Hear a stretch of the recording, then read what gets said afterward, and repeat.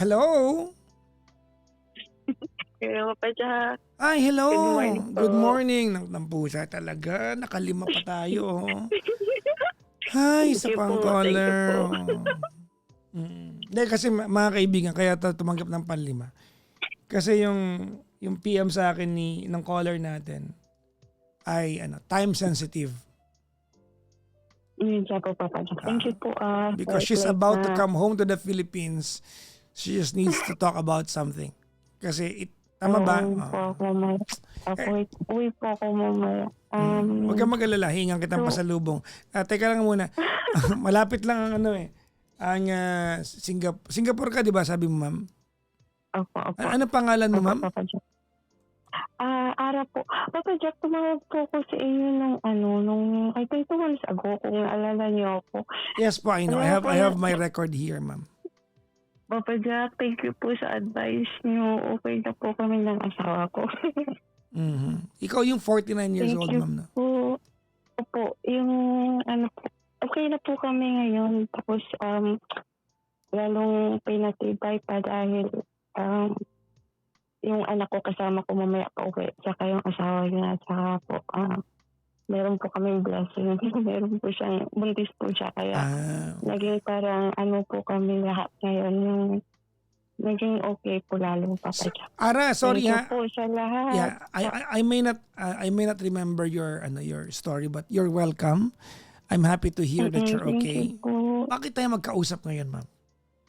Oh, Papa Jack, meron po kasi akong hingaan lang po ng advice kasi po, recently po kasi yung mom ko kasi po na, di ba pa, nakanamatay na po yung papa ko nung last year lang po. Tapos may nahanap ko po kasi yung dati yung kapatid ko po sa labas. Kung naalala niyo po yun, so inuwi ko po yung bago namatay yung tatay ko. Bigyan ko lang po kayo ng konting update po sa dati po. Tapos Naalala ko kasi na. Papa, Ikaw yung hinanap mo yung ah, kapatid mo. Tama, no? opo, At opo dinala Papa mo doon sa Jack. lamay ng tatay mo. Yun ang naalala ko eh. Hindi po lamay, bago namatay po yung tatay Sorry. ko. Bago namatay. Oo, sorry. Oo. Opo, nakita po niya, 1 week po sila nagkasama din namatay po yung tatay ko. Yeah, Parang yeah, yun ang yeah. inantay niya kasi.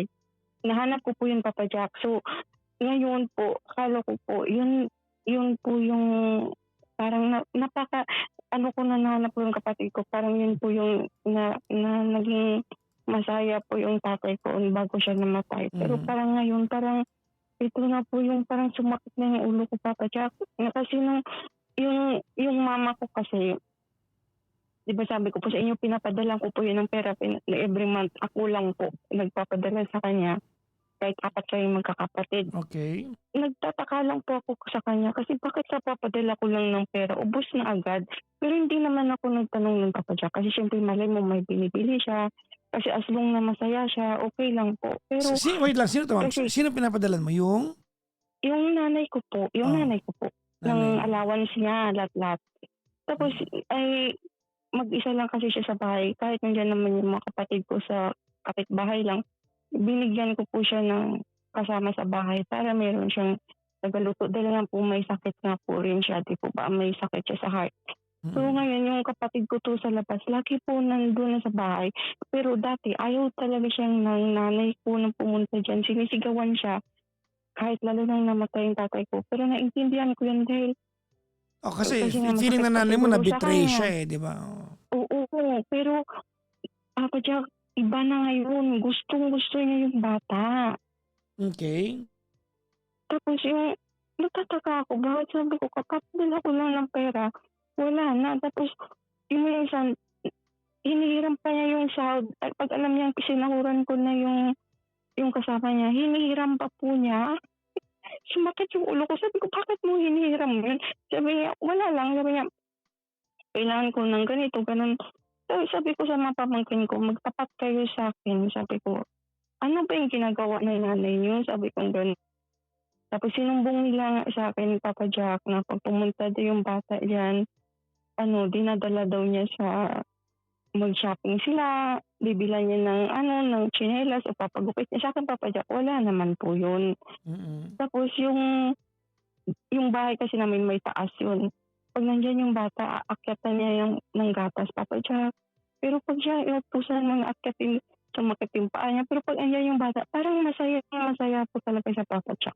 Mhm. Pero yung bata parang nagte-take advantage po siya sa nanay ko, yung gano'n. Na minsan nauubos na yung pera ng nanay ko dahil sa kanya, tapos nagpapadala na naman po ulit ako. Kasi hindi kami nag-away ng nanay ko, nagkaroon kami ng pag-uusap. Tinanong ko siya kung ano ba yung problema, bakit ganyan na napapadala ko lang. Tapos na bakit naubos, bakit wala pang 1 week ko palang pinadala yung allowance mo, 2 weeks palang ubos na. Supposed to be 1 month po yan. Yung gamot niya kasi sagot ng anak ko lahat na ngayon. Yung allowance niya tsaka yung mga ibang mga kailangan niya, akin po yun. Sabi ko, dalawang linggo pa lang, ubos na po yung allowance niya. Sabi ko, ano po yung nangyari? In a nice way naman, Papa Jack, po magtanong ako sa kanya. So sabi niya, ay wala, ganito ganon kasi marami akong kailangan dito. Tapos sinabi ko tong problema, sabi ko, narinig ko na gawin mo i-treat yung bata, ganito, ganon. Sabi ko, sana maintindihan mo naman na pinapadala ko para sa'yo yun. Sabi ko sa kanya, kung at hindi ako magpapadala sa iyo palagi-palagi dahil dahil alam mo yung may kasama ka pa na bibigyan mo pa ng pera, ganyan. Sabi ko sana i-save niyo naman yung pera niyo para lang sa sarili niyo. Hindi naman lagi na, hindi, okay lang naman na lagi na minsan magbigay. Pero pag pumunta yung bata diyan, parang wala naman pa siya kung anong gusto ng bata kainin, sige bili niya, gano'n. Tapos siya mauubusan ng pera. Tapos kasi meron kasi itong history yung bata kasi, Papa Jack, na siguro I think dahil hindi ko talaga siya kilala. Nahanap ko lang siya dahil sa tatay ko. May history kasi na nawala na, pinahawak ko sa kanya yung bag ko noon. Hindi naman ako mag-pinpoint ng tao dahil hindi ko naman nakita, Papa Jack, no, na nawala po yung pera ko sa bag. That time nung libing ng tatay ko, may bag kasi akong dala na parang shoulder bag. Pinahawak ko sa kanya. Tandang-tanda ko nandun yung pera ko, Papa Jack. Yung yung magbibigay ng hinanap ko, asa yung pera ko dito, nawala. Pero tumahimik lang ako ng Papa Jack, Magkano hindi ako 'yun? Magkano 'yung nagsalita. nawala? Nasa 1,500 siya ng Mm. pera na yun. Tapos yung anak ko naman, nandun yung mga pera niya sa taas, yung mga barya-barya. Sabi niya, "Ma, nawala yung pera ko dito." Sabi ko, "Hindi ko alam." Sabi niya, "Wala naman akong pasok dun kung hindi yung bata lang na yun, Papa Jack." And then yung bata din na yun, naintindihan ko siya nung namatay yung tatay ko, naglasing po siya, naninigarilyo, umiinom. Sinaway ko yun, sabi ko, "Wag kang ganyan." Sabi niya, malungkot lang daw siya kasi 1 week pa lang namatay yung tatay ko na magkasama sila, tapos nagkaganon siya. So, para sa akin, okay, gano'n. So, 'yan ang ginagawa niya, naglalasing, nag-iinom dahil dahil nga daw namatay yung tatay ko na hindi niya nakasama. Tapos yung ngayon, yung mga kapatid ko nagsasabi na galit sila sa akin, yung mga kapatid ko. "Bakit mo tinuturing na kapatid yan? Hindi mo naman alam talaga ang kapatid mo yan. Kasi nga, tatay mo lang." Sabi ko, sabi naman ng tatay natin, papahanap ba yan kung hindi yan anak niya. Pero sumakit yung ulo ko, Papa Jack, kasi parang lahat ng sisi na sa akin na bakit parang nagkagulo-gulo na. Katulad kanina kasi uwi kami dahil piyesta nga namin sa linggo. Pumunta yung bata doon, may dala-dala mga damit. Umakyat doon sa taas na kung saan na nakaayos yung kwarto para sa anak ko. Gusto niya doon siya nag-stay. Sinabi ng pamangkin ko na huwag ka diyan mag-stay kasi nga merong darating na tao, doon ka dapat sa baba. Parang nagtampo siya, yung parang hindi, parang nagalit yung pamangkin ko sa kanya. Pero pinagsabihan ko naman yung pamangkin ko, sana pinagsabihan niyo na lang ng maayos, hindi yung mag-aaway kayo dahil sa ganyan lang. Kausapin niyo ng maayos dahil nakakaintindi naman yan. Sabi niya kasi lagi na lang ganyan, pag dumating dito parang siya yung may-ari ng bahay. Yung gano'n yung way niya, Papa Jack, sa bahay na ngayon. So ngayon, yung nanay ko, nag-okay na rin naman kami ng nanay ko kasi pinaliwanag ko sa kanya na alam ko na nalulungkot na sa tatay ko. Kasi pag nakita daw niya yung bata, parang naalala daw niya yung tatay ko. Gano'n. Sabi ko, naintindihan ko yun. Pero sana naman na anuhin mo na lang sa sarili mo, tanggapin mo na lang na wala na si tatay pa. Kahit naman kami tanggap na rin namin yun na wala siya. Dahil lang sa ganyan, tapos gagastusan mo yung bata, yung ganun. Eh ako lang naman, Papa Jack, ang nagpapadala sa kanya. Buti kung nagbibigay yung mga kapatid ko. E paano kung kukonsentihin ko yung ginagawa ng nanay ko? Anong mangyayari sa amin?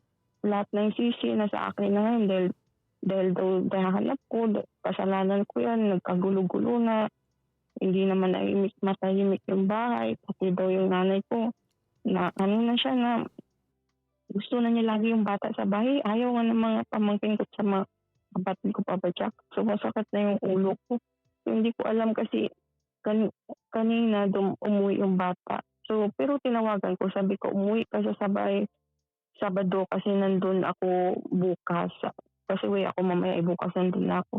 Sabi ko, uwi ako bukas, umuwi ka doon dahil mag-usap tayo. Sabi niya, baka daw saktan siya. Sabi ko, nandun ako, hindi ka sasaktan. Mag-uusap tayong dalawa.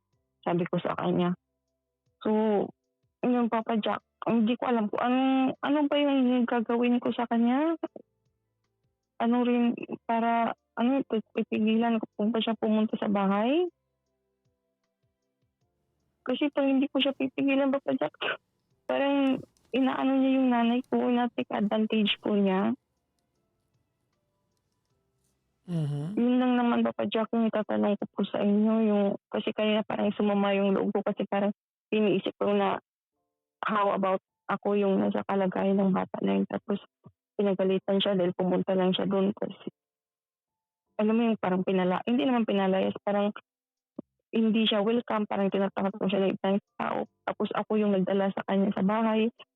Tapos ganunin mo yung tao. Kahit naman siguro ibang tao, tapos ganunin mo. Diba? Parang hindi naman maganda siguro. Kahit ikaw ilagay mo yung sarili mo doon. Yun lang naman, Papa Jack, ang itatanong ko po sa inyo. Kasi parang hindi ko alam kung anong sasabihin ko sa kanya. Na parang hindi rin siya magtampo. Parang hindi rin, parang kasalanan ko ba lahat, Papa Jack? Ako ba yung may mali? Papa Jack, pasensya ka na sa alam kong hindi masyadong yung Okay, stop. tanong Ako ko. na, nagigets ko po. Ilang Salamat buwan na yung nanay mo ay kinakapos ng budget na galing sa'yo? Papa Jack, matagal na po umpisa nung Hindi, dahil sa siguro bata. mga 6 months, 7 months, or 8 months siguro. Okay. Nagtataka lang ako kasi lagi siyang nawala ng pera. Sige, mamaya na yan. Sige That po. could be solved easily pagdating mo ng Pilipinas. Ganito yan naman. Etong batang pinag-usapan natin, kapatid mo to, tama? Kapatid ko po sa labas, Papa Jack. Okay. Tanggal natin yung word na sa labas, ma'am. Okay po. Okay po. Sister mo to, di ba? Brother po. Brother mo ito. No, brother mo ito. So let's address him as your brother. Brother mo ito. Opo, okay po. Clear-cut brother mo ito. Kaya ako sa'yo sinasabi ito, ma'am, kasi you cannot have this as an experiment. Hindi to parang eksperimento na nung bago mamatay tatay mo, kailangan yung tatay mo ma-fulfill yung wish niya. Hinanap mo yung anak niya sa labas, pinakita mo, nagkusap sila 1 week na namatay tatay mo, iba na ngayon turing sa kapatid mo. Hindi mo pwedeng experiment siya. Kasi may pakiramdam siya eh. So nung hinanap niya siya, maybe at some point he felt like, oops, teka lang. There's another circle that I belong to. So naramdaman niya part siya ng circle. So hindi po pwedeng, ma'am, na outsider ang tingin mo sa bata. Kasi hinanap niyo siya eh. He could have been so chill, and he could have been so comfortable wherever he was. Pero hinanap niya siya. So hindi po pwede nung na-serve niya yung purpose niya, biglang, teka lang, outsider ka na ulit ha. Huwag ka nang pumunta rito. Hindi po pwede yun. Magiging mali kapag yun ang magiging premise ng usapan natin, ma'am. Pwede ba ako magsalita? Oo naman po. Of course, ma'am. Papa Jack, hindi po ako. Ako welcome po siya sa bahay. Yung mga kapatid No, ko, ma'am. No. nakikita nila. Ma'am, wait lang. No. Part ka po nun. Kasi hindi mo nga siya kayang tawagin kapatid eh. Bata ka ng bata eh. That's subconsciously, hindi kapatid ang tingin mo sa kanya. Papa Jack, sinabi ko lang na kapatid ko po siya sa labas para maintindihan niyo po siya. Pero kapatid po turing ko sa kanya. Umiyak ako kanya dahil sa ginawa ng mga pamangkin ko sa kanya. Naiyak talaga po ako, Papa No, Jack. let's establish one thing here. Ganito, mama. Apo. Well, if you're telling me na kapatid to rin mo sa kanya, so let's refer to him as kapatid. Kapatid mo yan, di yan bata. Okay po. Okay, kapatid mo yan, ma'am. Alam ko mas bata sa yan, hindi ko alam kung endearment mo lang yan, pero kapatid mo yan. Kasi ma'am, ganito yan. Okay po. It's difficult for me to give you something that you need to do mamaya. Kasi whatever I tell you right now, magbabago yan pagdating mo ng Pilipinas. Mhm. Magbabago yan pagdating mo ng Pilipinas. If there is one thing that we can set ngayon ay yung expectation lang that you must treat this person as your brother. Okay. Kasi ma'am, pag doon tayo nang galing na kapatid mo ito, half of the problem solved na. Okay. Okay. Okay, now, let's go to your mom, no? Nakakapagtaka yun, dating ayaw niya, ngayon gustong-gusto na niya. Tama? Mm. Um, hindi ko alam kung ano nangyari. No? Bakit yung nanay niyo ay naghahanap ng atensyon sa anak ng kanyang asawa sa ibang babae? Alam niyo, Papa Jack, alam mo, You might want to alam look mo- at that part. Why is your mom wanting to validate her own motherhood by looking after the kid of her dead husband from another woman? Huwag natin sagutin yan, ma'am. I want you to find out the answer pag uwi mo ng Pilipinas. Kasi nakakapagtaka yung part na yun. Oh, Papa, alam mo ba, Papa Jack, na kinikilig talaga siya pag nandyan yung bata. Mas makita yung mukha niya, ang saya-saya niya. Sabi ko, may problema ba talaga? Ginaganon ko siya. Bakit Ma'am, ganyan? it's not a problem. Dapat nga masaya ka para sa nanay mo eh. Alam ko, Dapat masaya ka kasi finally your mom, kasi ganito yan, ma'am, ma'am, Ara, kung titignan mo, ito hinala ko lang ito ha, you might wanna take a look at this part. Your mom is being reminded of her own motherhood through through your brother. mhm. Baka matagal na niyang hindi nararamdaman yung pagiging nanay niya. At naparamdam ng batang ito sa kanya.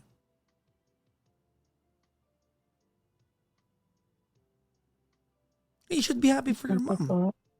You should be happy for your mom. Kasi yung gastos, ma'am, madaling yan. Logistical question yan eh. Mhm. Logistical question yan. Pwede mo namang, pagdating mo ng Pilipinas, pwede mo tanongin nanay mo, ma, ba't kinakapos ka? Binibigyan mo ba ng pera yung kapatid ko? Magkano? Para ma-adjust natin. Tinanong ko po yun. Sabi niya, upo daw. Pinipigyan daw po niya ng pera minsan. Sabi niya. Madali po yun, ma'am. That's a very logistical question. Logistical question lang yan. That's a very logistical question. Hindi siya emotional. Madali pong isolve yun. Pero ma'am, if there's any takeaway sa part na ito, Mhm. I guess bilang ikaw naman yata panganay, ma'am, di ba? Hindi po ako panganay. Pangatlo po ako. Pangatlo. Papa Jack. Sige, okay. Sabihin na. Sige, sorry. Akala ko panganay ka. Ma'am, with kayo magkakapatid, I guess your family, nandyan na po yan, latag na eh. Mm. You have to stop treating this person as an outsider. If he's in, he's in.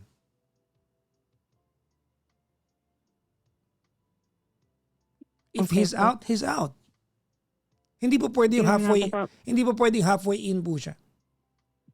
Yun nga po, Papa Jack, kasi kakausapin ko rin yung mga pamangkin ko mamaya kung anong...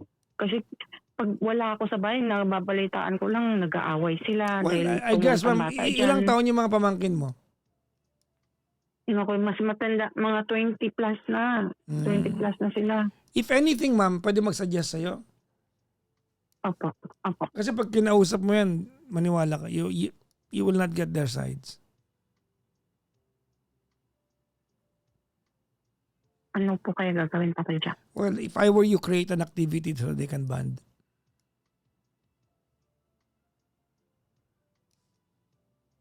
Just come up with an activity where they can bond. It will not happen overnight. It will not be a quick fix, but it's a start.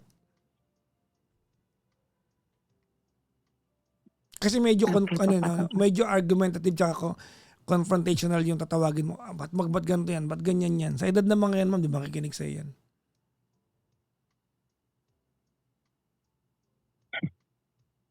Hanap ko na lang ng activity na pwede sila mag-bonding. Dali naman yan eh. Nawa ko kanina kasi umalis na ng bahay kanina. May bit-bit siyang mga damit para doon sana magstay hanggang Monday. Wala, umuwi doon siya.